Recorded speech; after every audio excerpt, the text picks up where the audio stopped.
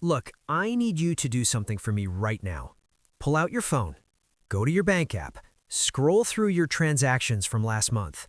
Now count how many subscription charges you see. Got that number? Good. Now multiply it by 12. That's how much you're spending on subscriptions this year. And here's the thing, I'm willing to bet you can't even name half of them without looking. Last month, I helped my sister do this exact exercise. She thought she had maybe 5 or 6 subscriptions. Turns out, she had 19. 19 separate recurring charges hitting her account every single month. And the kicker? She hadn't used 7 of them in over 6 months. That's $2,300 a year just evaporating. And she's not alone. My name is John, and I spend way too much time thinking about the invisible ways we leak money without realizing it.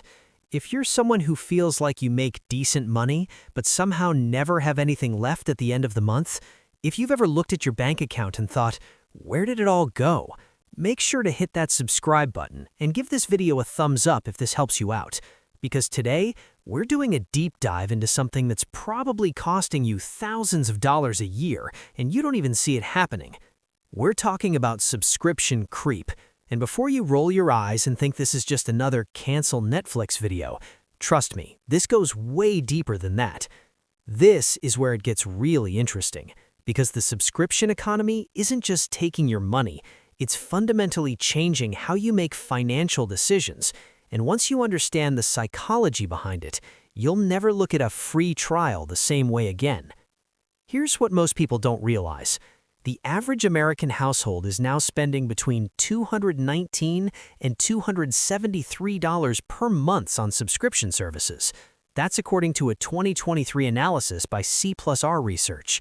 But here's where it gets wild. When those same people were asked to estimate how much they spend on subscriptions, the average guess was $86 per month. Let that sink in for a second.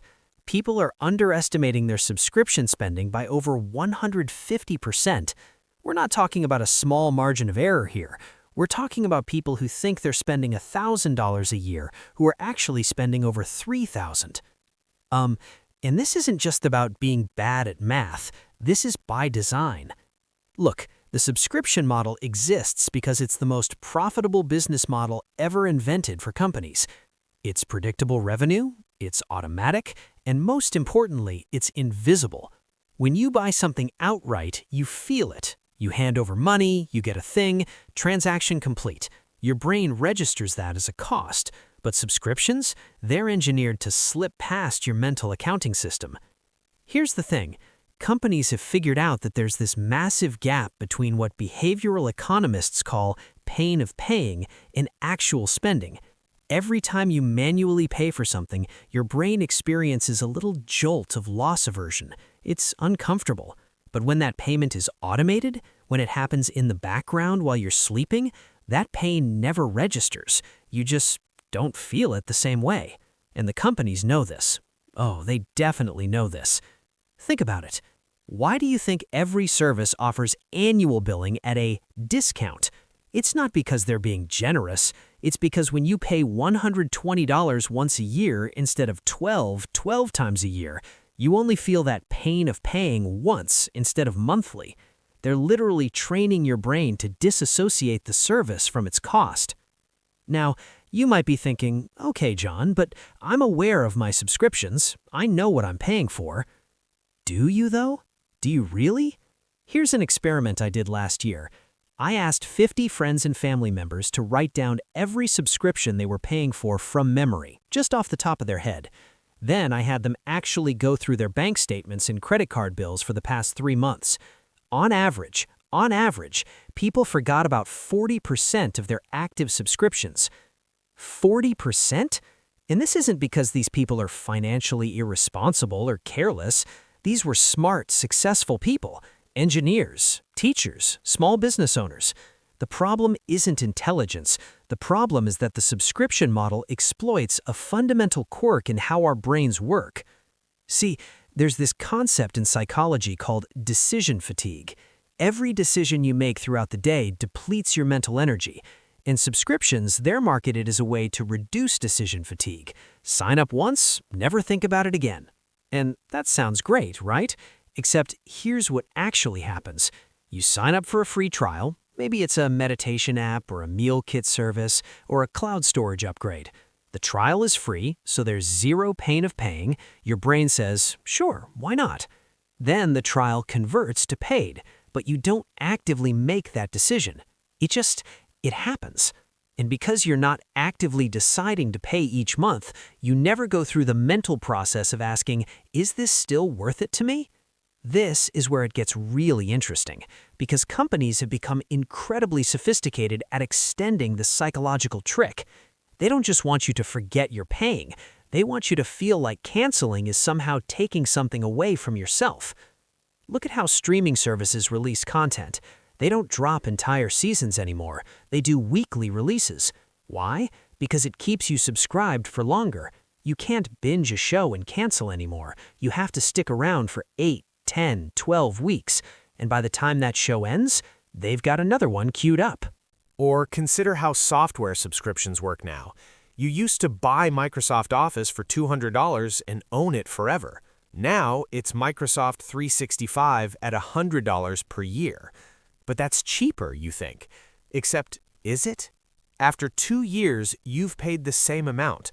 After 5 years, you've paid $500 for something you used to own for $200. And here's the kicker. If you ever stop paying, you lose access to everything. All your documents stored in their cloud, gone, or at least held hostage until you resubscribe. They've turned ownership into access, and access into dependency.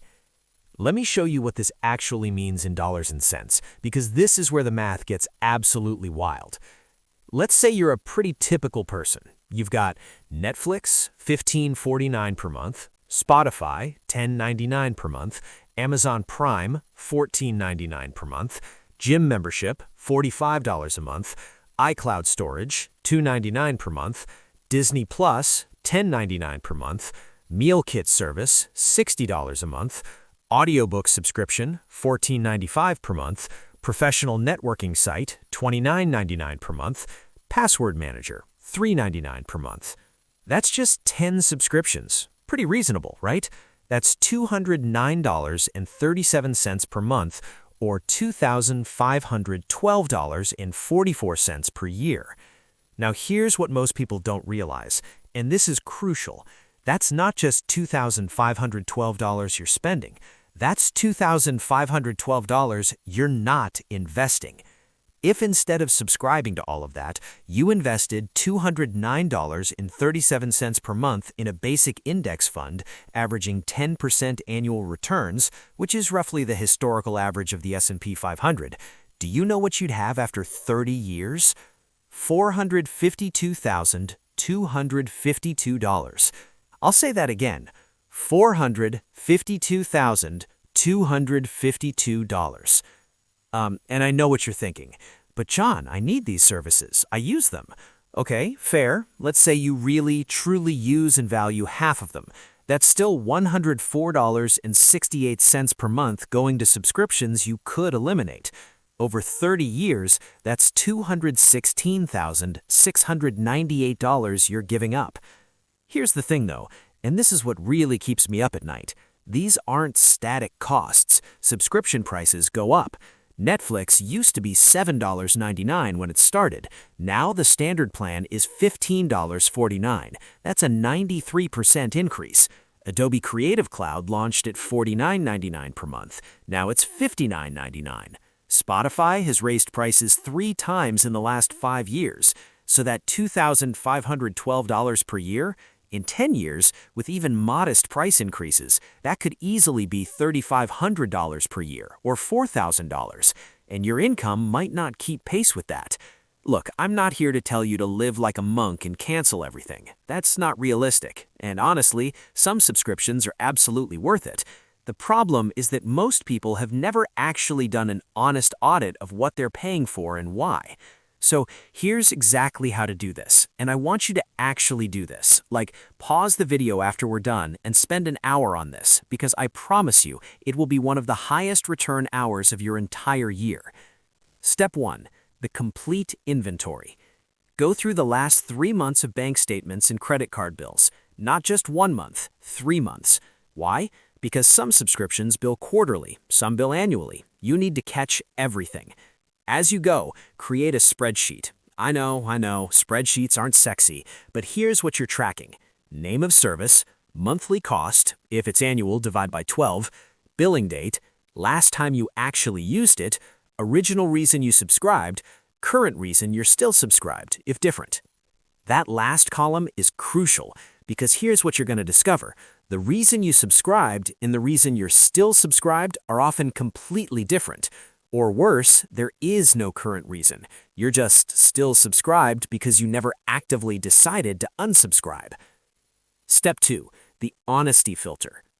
Now go through each subscription and ask yourself 3 questions. Have I used this in the last 30 days? If this charged my cart tomorrow, would I notice? If this didn't exist and I had to sign up for it today, would I? If the answer to any of these is no, that subscription is a candidate for cancellation. But here's where people mess this up. They start negotiating with themselves. Well, I might use it next month. I used to use it all the time. It's only $9. Yeah, it's only $9 12 times a year, every year, with price increases, compounding opportunity cost. You see how this adds up? Step 3. The 30-day test. For anything you're unsure about, cancel it right now. Don't think about it. Don't give it another month. Cancel it. Here's the beautiful thing. Most subscriptions let you use the service until the end of your current billing period. So if you cancel today, but you're paid through March 15th, you can still use it until March 15th. You're not losing anything. And then, over the next 30 days, see if you actually miss it. I guarantee you that at least half the things you cancel, you won't even notice are gone. And if you do miss something, you can resubscribe. Subscriptions aren't limited time offers. They want you to come back. That service will still be there in a month. Now, let's talk about the specific subscription traps that get almost everyone, because if you know what to look for, you can avoid them. The free trial trap. This is the classic. Start your free trial today. And you think, great, I'll just cancel before it converts to paid. Except, here's what happens. They make signing up incredibly easy. 1 click, autofill your payment info, done in 15 seconds. Then they make canceling incredibly hard. You have to log in on a desktop, not the app, navigate through 5 pages of settings, answer a survey about why you're leaving, click through 3 "Are you sure" screens. Companies like Planet Fitness have literally built their entire business model around this friction. They require you to cancel in person or via certified mail.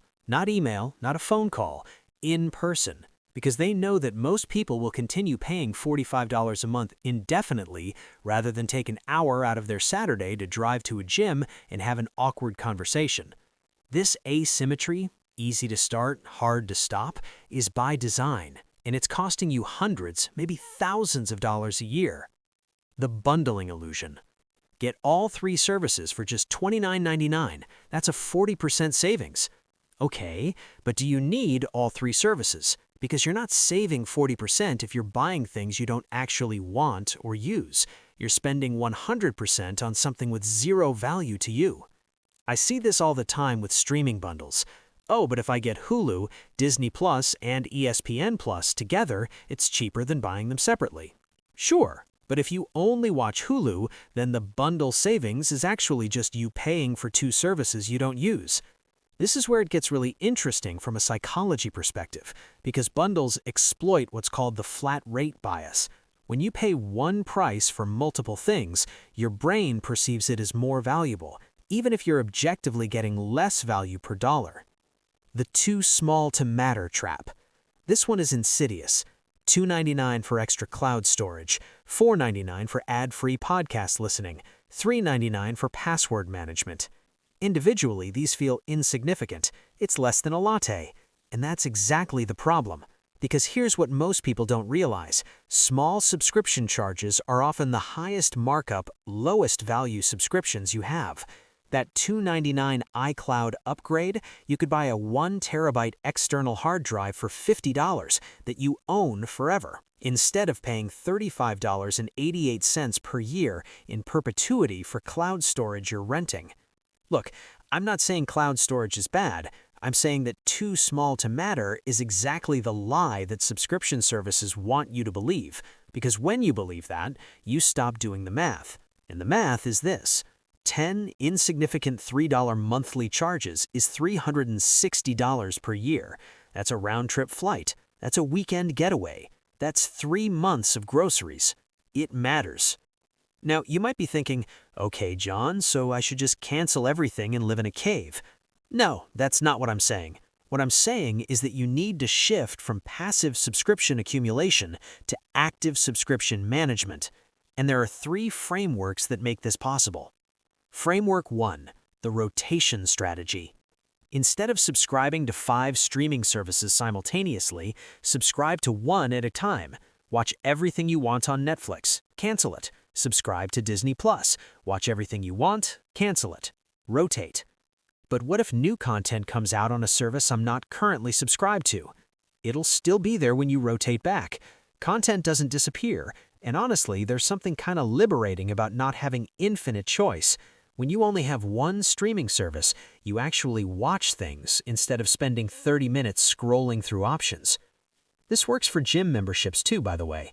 A lot of people maintain year-round gym memberships for exercise they could do at home for free 9 months of the year. What if you only subscribe to the gym during winter when it's too cold to run outside? That's $405 saved right there. Framework 2, the annual review. Here's the thing. Subscriptions are designed to bypass your annual budgeting process. You set a budget in January, but your subscriptions just keep quietly billing you throughout the year, and most people never check if those charges still align with your current priorities. So put a recurring calendar event for the first week of January every year, subscription audit. Block out 2 hours, go through everything. And here's the key. Don't just ask, can I afford this? Ask, is this the best use of this money right now given my current goals?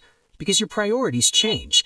Maybe last year you were really into cooking, so that $60 per month meal kit made sense. But this year you've been busier with a new project. That's fine. Cancel the meal kit. You can always restart it later if your situation changes. And look, I know this feels like work. It is work, but it's work that pays you. If you spend 2 hours per year on this and save $1,500, that's $750 per hour. Show me another activity that pays better than that. Framework 3, the ownership mindset. This is the big one. This is the mindset shift that changes everything. Stop asking, can I afford the monthly payment? Start asking, do I want to own this or do I want to access this?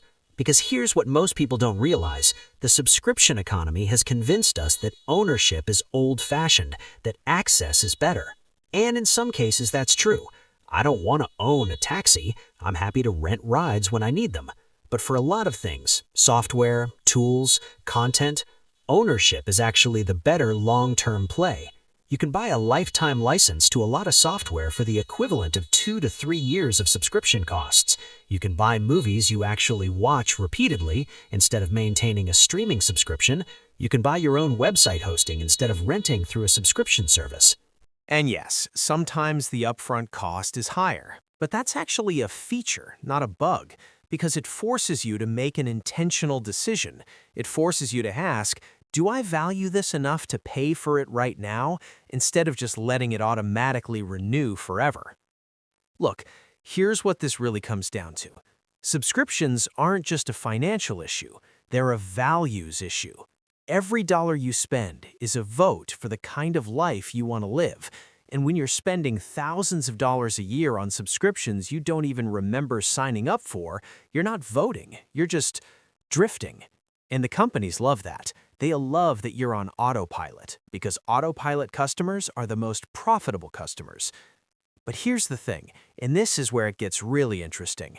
When you take control of your subscriptions, when you actively decide what you're paying for and why, something shifts. You start feeling more in control of your money in general. You start asking better questions about all your spending. Do I need this? Becomes a habit, not just for subscriptions, but for everything.